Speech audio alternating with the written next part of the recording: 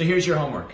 I'm gonna teach you how to set the foot, stabilize the foot, so that you can activate a really good neutral posture to support you when you're doing complex multi-joint movements like squats and deadlifts. So right now, I'm gonna set my feet up about shoulder width, like I'm gonna perform a squat. Hip to shoulder width, right? So starting off, I'm gonna step into my position, internally rotated or pigeon-toed.